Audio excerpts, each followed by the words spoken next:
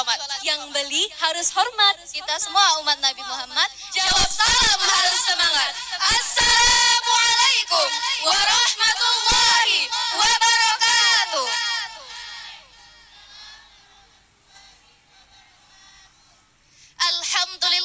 Alhamdulillahi rabbil alamin. Assalatu wassalamu ala ashrafil anbiya'i wal mursalin wa ala alihi wa sahbihi ajma'in. Amma ba'd. أولا حيا بنا نشكر الله تعالى على جميع ما من علينا من عليه عظيمة النعمة الإيمان والإسلام وكذلك ومن نعمة الصحة والعافية.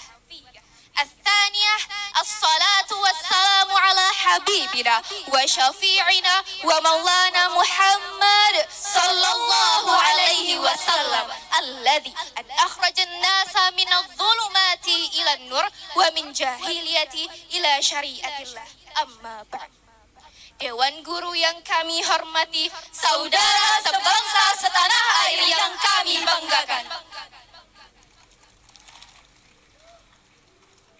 Edward Beckel dalam History of Civilization in England berkata, if the habitat was scarce, it will give function, but if not, it will make destroy. Indonesia adalah negara kaya dengan sumber daya alam yang melimpah. Hutan, gunung, sawah, dan lautan terbentang dari Sabang hingga Merauke. Namun nyatanya, angka kemiskinan melambung tinggi. Lingkungan kumuh makin menjadi-jadi. Hutan ditebangi. Alih lahan banyak dijumpai. Hingga krisis lingkungan kita rasakan saat ini. Hadirin, mengapa negara kita yang potensial tanahnya tidak sejahtera? Tanyakan pada diri kita, apakah sumber daya alam yang ada sudah kita jaga? Apakah lingkungan yang menjadi tanggung jawab bersama sudah kita lestarikan? Pasti banyak daripada kita yang akan menggelengkan kepala. Buang sampah masih sembarangan hingga sungai jadi sesaran. Pembakaran hutan hingga deretan perusakan alam lainnya. Hadirin, apabila lingkungan kita jaga, maka akan memberikan manfaat. Apabila tidak, maka sebaliknya akan membawa malapetaka. Bencana yang terjadi, banjir, tanah longsor, hujan asam, menipisnya lapisan ozon, dan deretan bencana krisis global lainnya. Apakah kita siap menanggung resikonya? Untuk membangun kesadaran dalam diri kita dan melakukan segala perbuatan dengan ikhlas dan tanpa paksaan, kita harus tahu alasan mengapa kita melakukan perbuatan tersebut. Oleh karena itu, pada kesempatan kali ini, kami akan membawakan syarahan singkat berjudul Membangun Kesadaran Melestarikan Alam. Sebagai landasan, Allah Subhanahu wa Ta'ala berfirman pada Quran Surat Al-Hijr ayat 19-20 yang berbunyi, A'udzu billahi minasy syaithanir rajim. Bismillahirrahmanirrahim.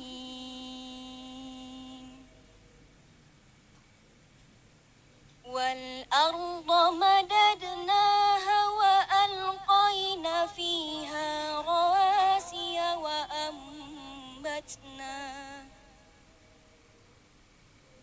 ambatna fiha min kulli syai'in mawzun wa ja'alna fiha ma'aisha wa man lastum lahu biraziqin. Aku berlindung kepada Allah dari godaan syaitan yang terkutuk. Dengan menyebut namamu ya Allah, yang maha pengasih lagi maha penyayang. Dan kami telah menghamparkan bumi dan kami pancangkan padanya gunung-gunung. Serta kami tumbuhkan di sana segala sesuatu menurut ukuran. Dan kami telah menjadikan padanya sumber-sumber kehidupan untuk keperluanmu. Dan kami ciptakan pula makhluk-makhluk yang bukan kamu pemberi rezekinya.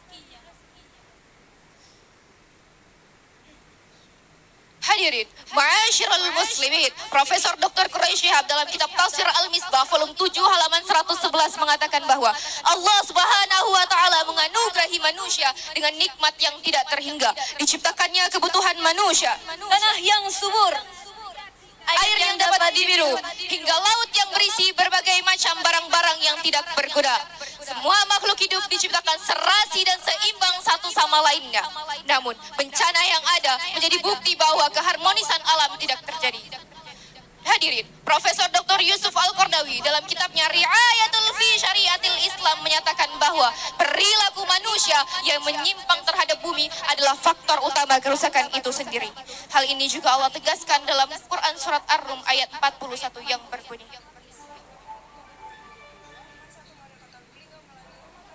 ظهر الفساد في البر والبحر بما كسبت أيدي